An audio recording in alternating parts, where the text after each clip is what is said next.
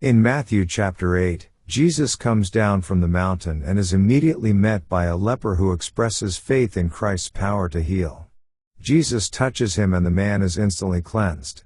Next, a Roman centurion approaches Jesus on behalf of his servant who is paralyzed and suffering. The centurion shows great faith, saying Jesus only needs to speak the word for healing.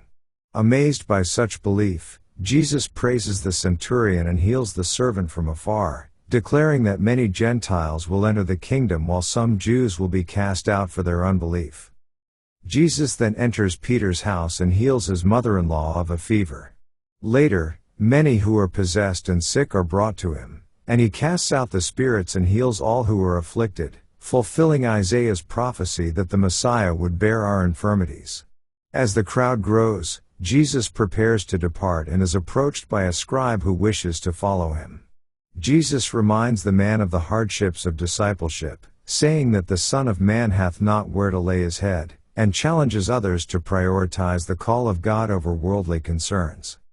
While crossing the sea with his disciples, a fierce storm arises, causing the disciples to fear for their lives. Jesus, asleep during the storm, is awakened and rebukes them for their lack of faith. He then calms the winds and sea with a word, leaving the disciples in awe, asking, "What manner of man is this, that even the winds and the sea obey him?"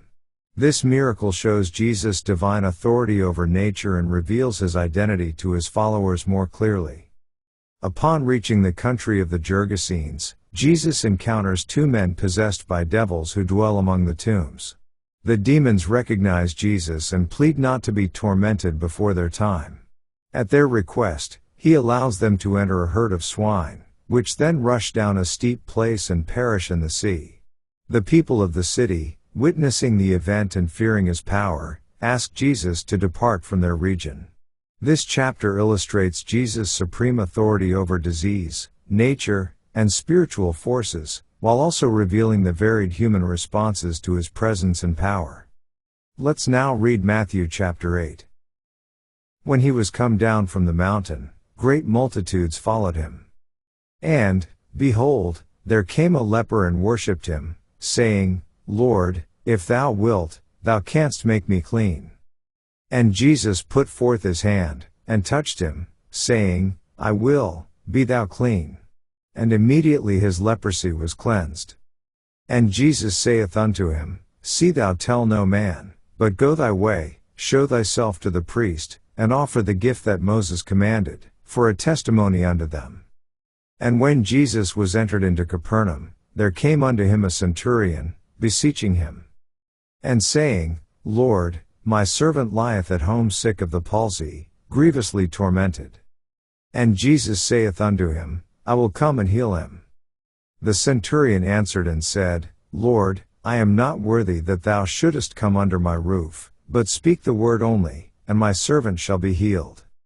For I am a man under authority, having soldiers under me, and I say to this man, Go, and he goeth, and to another, Come, and he cometh, and to my servant, Do this, and he doeth it.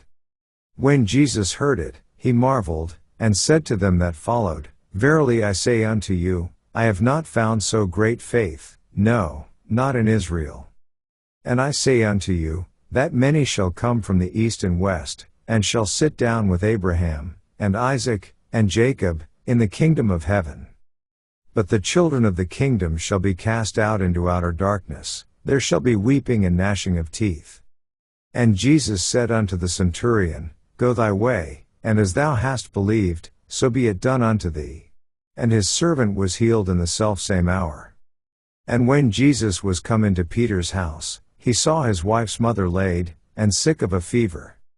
And he touched her hand, and the fever left her, and she arose, and ministered unto them.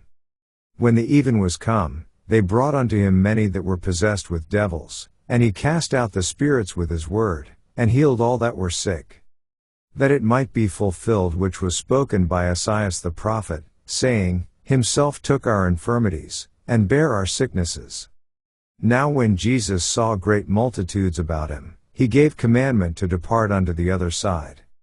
And a certain scribe came, and said unto him, Master, I will follow thee whithersoever thou goest.